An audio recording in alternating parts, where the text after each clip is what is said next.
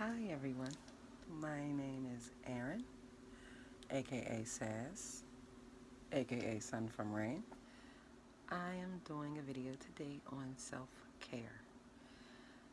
I am very passionate about this subject because it's something that I did not have for a long time, and on my journey to self-discovery, I realized that I didn't even know that I didn't have self-care.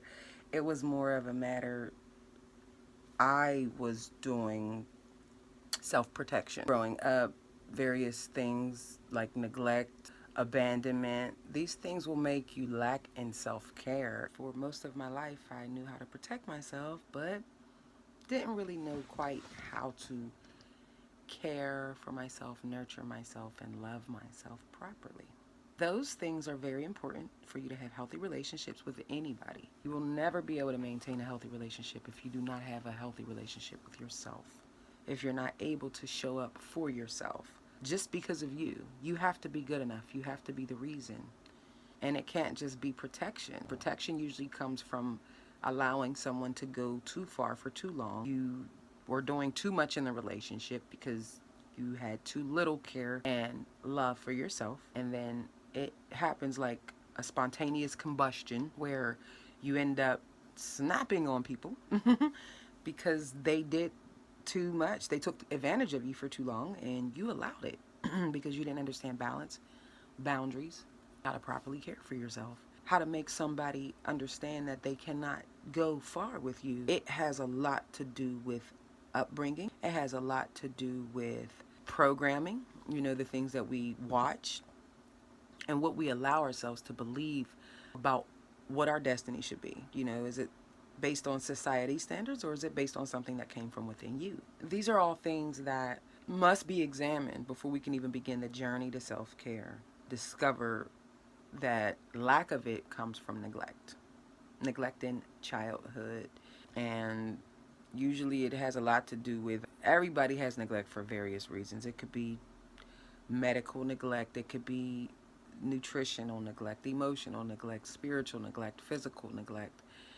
Any type of neglect should be identified, that you could identify with, so that you can understand what self-care is and maintaining it.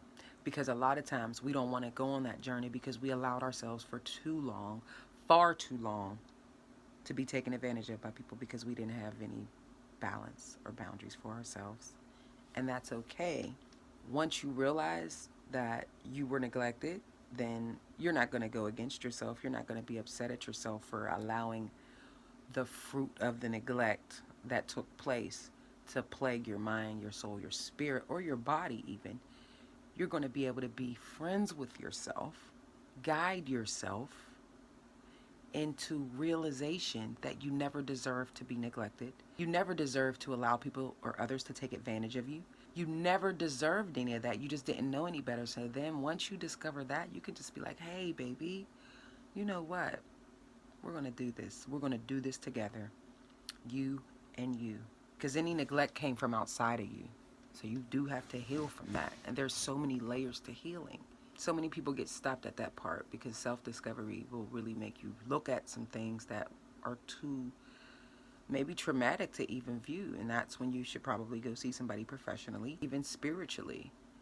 A spiritual wise counselor could really help in getting out some of those traumas that maybe have affected your mind, is maybe now plaguing you, blocking you from your highest potential, from being your true self, from being your best, greatest self. You adopted a view of yourself through others, and then that will make you feel worthless. That will make you feel valueless, like you don't have any value, and so you'll try to find your value constantly through other people. And then when they don't find you valuable, you go down in your mind about yourself. And you never had to do that. You never had to be subjected to somebody else's views of you. I implore you to consider the source. Who neglected you? Were they neglected? Who hurt you? Were they hurt? A lot of times we put weight out there. We hold weight on other people. And the things that we need to heal from have nothing to do with them. It has everything to do with our perception of the situation that they played in our lives. So basically, if you can discover in yourself that you never deserved the trauma, that you were in fact neglected, and that now whatever mistake you made as a result of your not being properly cared for, you cannot hold yourself accountable. You must forgive yourself. You must be compassionate to somebody that had happened to. If you were reading it out of a book, would you feel sorry for that person? Would you want that person to see the best in themselves? Would you want to encourage that person with kind words? And this is how you have to view yourself. And that's the only way that you're going to be able to show up for yourself. Caring for yourself. Caring and loving and nurturing and setting standards and making sure that those standards are followed. And it does take time and it does take practice, because you didn't become the way that you are overnight. So you have to be patient with yourself. You literally have to sign up to be your own best friend. You have to go on a self-discovery, a journey to just look at everything for what it is. Look at everything for what it was, and then accept everything for what it is. Understand a lot of your negative emotions about yourself came from the outside. It came from others. It should have never been placed on your heart and your mind. It should have never been able to dwell within your spirit, but you didn't know that you could kick those things out. You didn't know that you didn't have to adopt those ideologies. You didn't know that. But now that you do, it's your job to be your best friend. It's your job. You have to do this for yourself. And once you do, you'll be able to come out shining. That's called transmutation, baby. Make it gold, you know? And then you'll stop doing too much for other people, and you'll be doing way a lot for yourself. And it'll feel good. At first it won't, because you're so foreign to it. But then over time, once you see that taking care of yourself first is the only thing that is going to get you to true success in this life, and the only way that you can ever truly love others and take care of others, once you see that, sky's the limit. It involves a lot, a lot. There's a lot involved in self-care and self-nurture and self-love. And people get it twisted because you have to find a balance within so that you don't become arrogant. You know, have a healthy ego. Have a healthy ego. Be your ego's friend. But don't let it overtake your mind because you done got cute a little bit. Now you think nobody can touch you, you know. And then the first sign, that's why it's important to fix the inside and then the outside.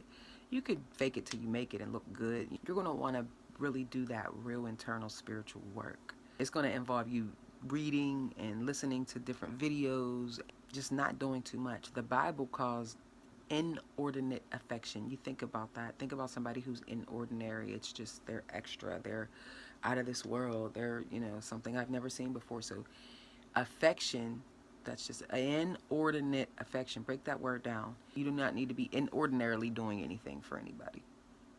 You don't. You owe it to yourself. Do it for yourself. Do it for yourself.